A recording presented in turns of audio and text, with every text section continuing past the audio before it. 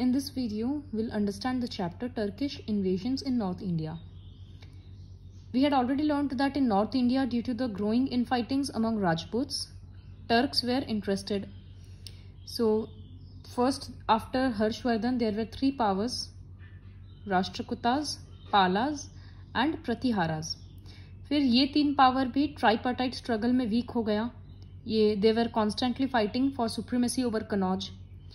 Then came the Rajputs. Rajputs में भी आपस में लड़ाई चलता था, जिसके कारण टर्क्स इंडिया में अट्रैक्ट हुए. वो लोग इंडिया का वेल्थ से बहुत ज़्यादा फैसिनेट हो गए, तो they were very interested in attacking India. So बहुत सारा अलग अलग पावरफुल किंगडम्स एमर्ज हुआ, लेकिन वो सब कॉन्स्टेंटली फाइट करते रहा तो एक्सपैंड नहीं कर पाया. The frequent wars among the Rajputs resulted in political disunity in north India and this attracted invasions by Turks. Invasions मतलब attacks. The Abbasid Caliphs of Baghdad. Abbasid is a dynasty. Abbasid dynasty. Caliphs मतलब religious head of Muslim community. So they were Muslims. They were Islam. They followed Islam. तो Abbasid Caliphs of Baghdad मतलब वहाँ के Abbasid dynasty के kings समझ लो. उस dynasty के kings Baghdad के वो लोग टर्क्स को अपना गार्ड्स बनाकर और सोल्जर्स बनाकर रखते थे. Turks मतलब people from Turkey. So by the end of 9th century, the power of Caliph weakened. Turks slowly took over the power and became governors of the provinces. धीरे धीरे वो किंग, वो कैलिफ्स खुद week होते गए और Turks जो guards थे उन लोगों का पावर बढ़ते गया. तो जिस प्रोविंस में टर्क्स होते थे वो लोग अपना खुद उसको इंडिपेंडेंट बना देते थे, खुद रूल करने लगते थे. Some of them asserted their independence from the caliphs. One governor who conquered Ghazni in Afghanistan. Ghazni एक प्लेस है अफगानिस्तान में. तो एक टर्किश रूलर उसको कैप्चर कर लिया and started a new lineage of rulers called Ghaznavids. तो वहां से एक नया शुरू हो गया. Mohammad Ghazni was born in 971 CE. वो थ्रोन में आया 998 सीई में. उसका एम था नॉर्थ वेस्ट इंडिया को अटैक करना, जहां पर गुजरात प्रतिहारा एम्पायर काफी वीक था, क्योंकि वो पल्लवास और राष्ट्रकूतास के साथ कॉन्स्टेंटली फाइट कर रहा था. So Mohammad Ghazni invaded India 17 times in 27 years. You can only imagine this. 17 times वो इंडिया में अटैक किया. उसका जो प्लेस था गजनी अफगानिस्तान में, वो एक हिली और एक पुअर रीजन था. मोहम्मद गजनी को पावरफुल बनाना चाहता था. तो वो चाहता था कि हम इंडिया से सारा वेल्थ लूट लें और गजनी ले जाकर वहां पर बड़ा बड़ा फोर्ट्स खड़ा करें, वहां का आर्मी स्ट्रॉन्ग करें, ये चीज करें. So he gained the control of Afghanistan and Khurasan. He was attracted by the great wealth of India. So he started plundering मतलब attacking towns and temples in north India like Nagarkot, Thanesar, Mathura and Kannauj.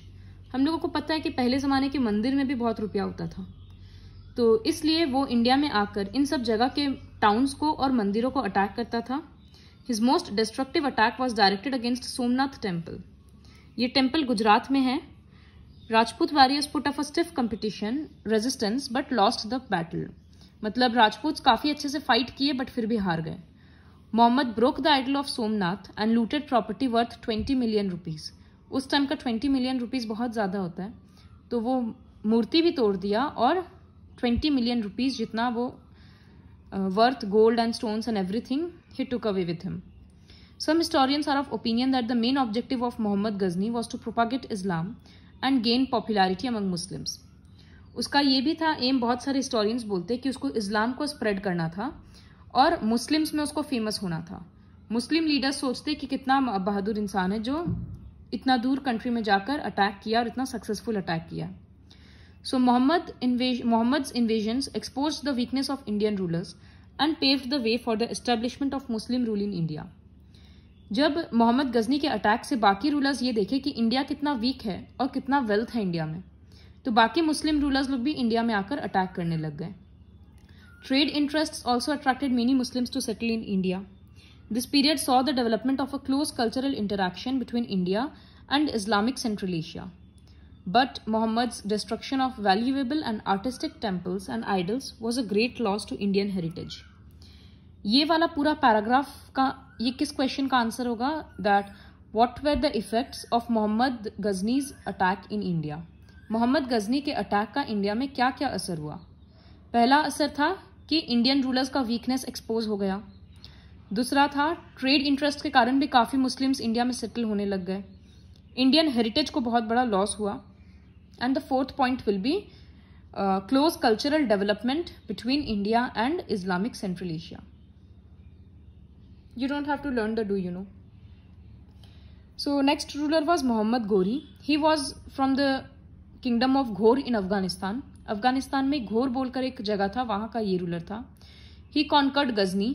He placed it under the charge of his brother and decided to turn his attention towards India to expand his empire like Muhammad Ghazni, whose main aim of invading India was to loot the great wealth of India. ये question बहुत important है. ये portion, Mohammad Ghazni India में क्यों attack किया? क्योंकि उसको India का रुपया लूटना था.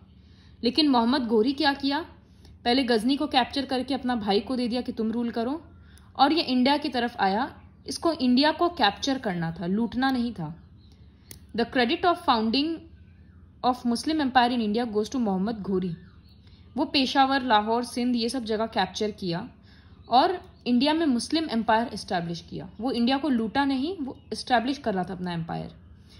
बैटल ऑफ तेहरान में ही was defeated by Prithviraj Chauhan, but he was victorious in the second battle of Tehran and took over Delhi and Ajmer.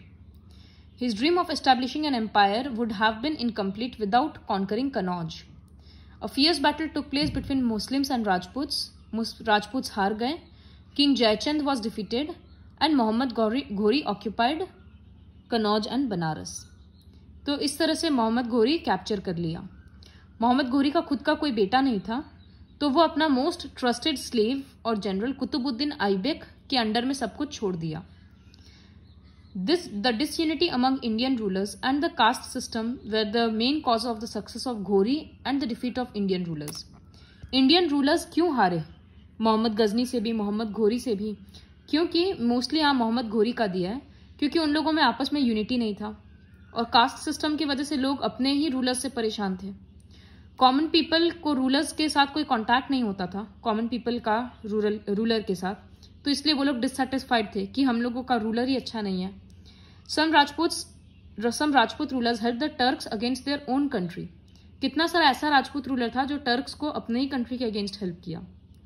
फिर फ्यूडल सिस्टम चल रहा था, तो लैंड ओनर्स किंग से ज्यादा पावरफुल हो गए थे. ये हम लोग ऑलरेडी नॉर्थ इंडिया में पढ़ चुके हैं. Ghori's army was well equipped and his campaigns were properly planned. उसका जो भी मतलब उसके पास जो भी इक्विपमेंट्स था, वेपन्स था, वो ज़्यादा अच्छा था और उसका जो भी प्लानिंग था वॉर का वो ज़्यादा अच्छा था. The Muslim armies moved swiftly on their horses as compared to the armies of Indian rulers that used old methods of war, equipment and elephants. Muslim rulers horses में आकर अटैक करते थे, इंडियन रूलर्स एलिफेंट में attack करते थे, elephant के ऊपर से. तो एलिफेंट वॉर्स के टाइम पे ज़्यादा प्रॉब्लम मतलब ज़्यादा यूजफुल नहीं होता था, क्योंकि जैसे तोप का आवाज़ से या किसी भी प्रॉब्लम की वजह से अगर एलिफेंट पागल जैसा हो जाएगा या उसको गुस्सा आ जाएगा तो वो अपने ही लोगों को मार देगा, क्योंकि उसमें इतना कॉमन सेंस थोड़ी ना है कि who is the enemy and who is my owner. तो ये सारा प्रॉब्लम्स था which led to the, or you can say that these are the causes which led to the failure of Indians and which led to the success of Muhammad Ghori in India. So all the lines of this chapter are very important and the chapter is also small, so you can learn the chapter properly.